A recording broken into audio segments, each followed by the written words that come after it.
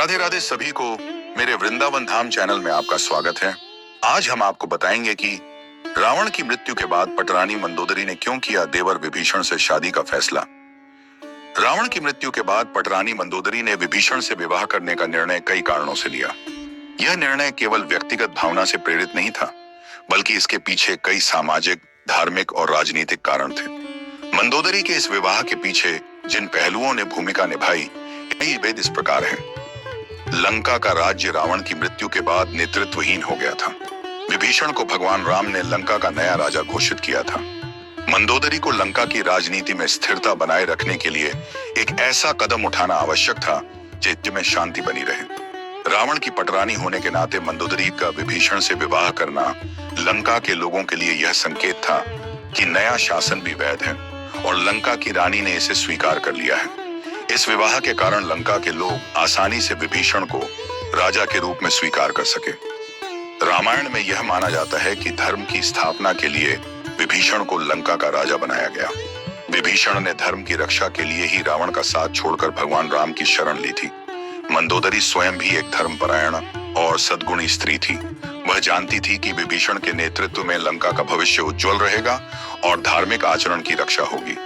प्राचीन काल में स्त्रियों की सुरक्षा और समाज में उनकी स्थिति को बनाए रखने के लिए पुनर्विवाह एक मान्य प्रथा थी। रावण की मृत्यु के बाद मंदोदरी विधवा हो गई थी और विधवा स्त्रियों के लिए उस समय समाज में जीवन कठिन हो जाता था। विभीषण से विवाह करके मंदोदरी ने न केवल अपनी स्थिति को सुदृढ़ किया, बल्कि यह भी सुनिश्चित किया कि वह लंका की राजनीति और प्रशासन में प्रभावी भूमिका निभा सके। मंदोदरी रावण की पत्नी थी और अपने पति के प्रति निष्ठावान थी। वह हमेशा रावण को सही मार्ग पर चलने की प्रेरणा देती रही, लेकिन रावण ने अहंकार और अधर्म के कारण उसका कहा नहीं माना। मंदोदरी एक विदुषी और दूरदर्शी स्त्री थी। वह जानती थी कि विभीषण एक धार्मिक और नीति पर चलने वाला व्यक्ति है, जिससे लंका में सुख शांति बनी रहेगी। मंदोदरी राक्षस वंश की थी और वह चाहती थी कि राक्षस वंश की परंपरा आगे बढ़े।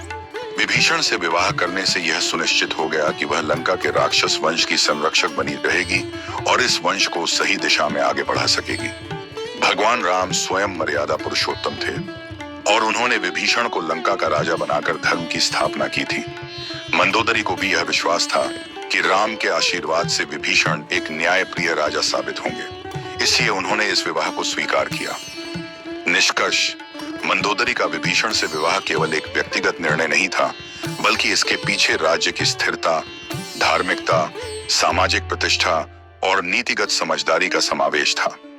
यह विवाह लंका के कल्याण और भविष्य की दृष्टि से आवश्यक था, जिससे वहां शांति और धर्म की पुनः स्थापना हो सके। आपको मेरी वीडियो अच्छी लगी हो तो लाइक करें, शेयर करें, सब्सक्राइब करें और नोटिफिकेशन बेल दबाना ना भूलें ताकि मेरी वीडियो आपको टाइम पर मिलती रहे। राधे राधे, धन्यवाद।